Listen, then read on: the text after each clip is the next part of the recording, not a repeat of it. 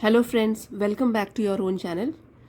आज के वीडियो में हम लोग रीडिंग करेंगे कुछ होमोफोन्स के बारे में। तो रीड करके उनकी स्पेलिंग्स देखेंगे और मीनिंग समझेंगे। सबसे पहले समझते हैं होमोफोन्स क्या होते हैं।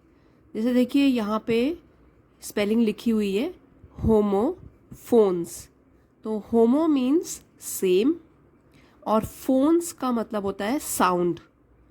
सेम साउंड मतलब उनकी जो साउंड होती है, जब प्रोनाउंसिएशन होता है वो ऑलमोस्ट सेम होता है लेकिन डिफरेंट मीनिंग होता है। तो होमोफोन्स वो वाले वर्ड्स होते हैं जिनका कि सेम साउंड। तो यहाँ से आप देख सकते हो homo same, phones sound, they sound the same. तो सेम साउंड करते हैं लेकिन अगर आप उनकी स्पेलिंग देखोगे वो डिफरेंट होती है और उनका मीनिंग भी डिफरेंट होता है। तो आइए एग्जाम्पल से इनको समझते हैं, बहुत ही इंटरेस्टिंग है। तो जब भी आप कुछ भी रीडिंग करते हो और आपके सामने ये सिमिलर वर्ड्स आते हैं जिनको कि अगर आप सिर्फ सुनोगे, अगर लिसनिंग प्रैक्टिस कर रहे हो, if you will listen to it, तो काफ़ी कंफ्यूजिंग लगेगा लेकिन आपको कॉन्टेक्स्ट में समझना होगा। तो देखिए जैसे है रेन, RAIN। तो ये हम सबको पता है बारिश को बोलते हैं rain. Water falling from the sky, rain is falling. तो ये तो इजी है रेन। लेकिन यही देखिए REIN, रेन, इसको भी रेन बोलते हैं लेकिन ये क्या होता है, रेन इन द हॉर्स। तो लगाम जो होती है घोड़े में, अगर आपने देखी होगी लगाम, उसको बोलते हैं रेन। ब्रिडल, ब्रिडल मतलब लगाम जो होती है घोड़े की, उसको भी बोलते हैं रेन। स्पेलिंग देख लेना, ये डिफरेंट है, REIN, rain in the horse. और ये भी होता है रेन, REIGN, जी साइलेंट होता है इसमें। इसको कहते हैं रूल, शासन करना। देखिए किंग अशोका रेन्ड ओवर इंडिया। तो किंग अशोका, राजा अशोक जो थे, उन्होंने भारत के ऊपर राज किया। तो रेन का मतलब क्या होता है, रूल। अब देख लीजिए, सबको बोलेंगे हम रेन रेन रेन, लेकिन स्पेलिंग से आप समझ सकते हो कि इसका मीनिंग क्या होता है। अगर आप लिसनिंग प्रैक्टिस कर रहे हो तो जो भी रीड करेगा वो तो यही बोलेगा he was holding the rain of the horse. तो आप कंफ्यूजन में भी हो सकते हैं कि कौन सा रेन है, क्या स्पेलिंग है। तो ये देख लीजिए, रेन REIN ये लगाम, और REIGN ये हो गया रूल या शासन। नेक्स्ट जो पेयर है वो है रूट, रूट, राउट। तो देखिए स्पेलिंग थोड़ा सा, स्पेलिंग्स तो इन सब की अलग है लेकिन जैसे प्रोनाउंसिएशन है इसका थोड़ा सा अलग है, राउट। तो रूट, ये आपको पता है जड़, जड़ होती हैं जो पौधों की, पेड़ की, प्लांट्स हैव रूट्स, ये हो गया रूट। एक है ROUTE, मतलब कि कौन सा रास्ता लिया आपने, ये रूट होता है कि मुझे रूट बता दो यहाँ जाने का। वे टेकन, रास्ता जो लिया। Which route did you take, आप कौन से रास्ते से आए हो, है ना, कौन सा रूट आपने लिया। तो ये वो वाला है ROUTE। और एक और जो होता है वो है राउट, इसका मतलब होता है हार जाना बुरी तरीके से। The Indian army put the enemy to rout. तो ये इसका मीनिंग होता है राउट, और सिमिलर है इसलिए वो इसी पेयर में आया हुआ है। ठीक है, तो route, route, route. Next pair जो है वो है sole, SOLE, sole, SOUL, soul. दोनों का मतलब डिफरेंट है लेकिन साउंड अगर आप सुनोगे तो सेम साउंड करते हैं ये। सोल का मतलब है अंडर पार्ट ऑफ अ शू, जो तला होता है शूज का उसको बोलते हैं सोल, या पाँव का भी तला जो होता है उसको भी सोल बोलते हैं। The soles of my shoes are worn out, मेरे शूज के जो तले हैं वो घिस गए हैं, वॉर्न आउट घिस गए हैं। तो वैसे भी आप बोल सकते हो the sole of my feet are paining, मतलब मेरे पाँव के जो तले हैं वो दर्द कर रहे हैं। तो SOLE मीन्स SOLE, इसका है पाँव का तला, या शूज का भी हो सकता है, शू का भी तला। SOUL, सोल, ये होता है आत्मा, स्पिरिट। सोल इज इमॉर्टल, और इमॉर्टल मीन्स अमर, आत्मा अमर है। ठीक है, सोल, सोल। अब नेक्स्ट है जो पेयर वो है STAIR, स्टेयर, देन स्टेयर, दोनों का जो साउंड है वो सेम है, मीनिंग डिफरेंट है, स्पेलिंग डिफरेंट है। स्टेयर STAIR मतलब सीढ़ियाँ, steps. The child fell down from the top stair, जो बच्चा था वो सबसे ऊपर वाली सीढ़ी से नीचे गिर गया। और स्टेयर होता है घूरना, STARE। Look at, don't stare at me, मुझे मत घूरो, स्टेयर STARE। तो ये भी आप ध्यान रखिए। नेक्स्ट जो पेयर है वो भी काफ़ी इंटरेस्टिंग है, सोर, सोर, सावर।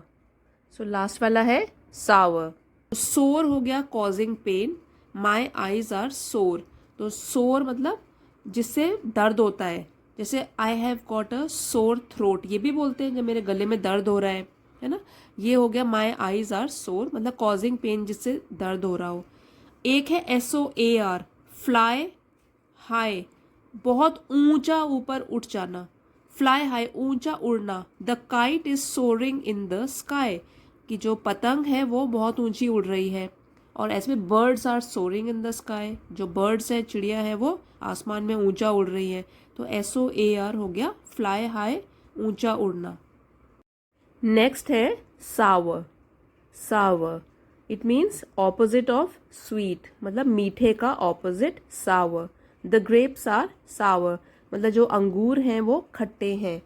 तो ऑपोजिट ऑफ स्वीट सावर, मीठे का ऑपोजिट सावर। तो स्पेलिंग देख लीजिए। नेक्स्ट पेयर है स्टोरी, स्टोरी। तो इसकी प्रोनाउंसिएशन तो एक जैसी है, story.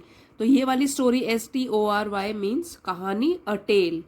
He told me a story, उसने मुझे कोई कहानी सुनाई। तो स्टोरी मीन्स कहानी, और STOREY मतलब होता है मंजिल। स्टोरी कौन सी मंजिल, फ्लोर इन अ बिल्डिंग, एक बिल्डिंग में कोई मंजिल। आर हाउस हैज़ 3 स्टोरीज, हमारे घर की 3 मंजिलें हैं। तो STOREY हो गया मंजिलें, और ये हो गया स्टोरी, कहानी। नेक्स्ट है एक्सेप्ट, एक्सेप्ट।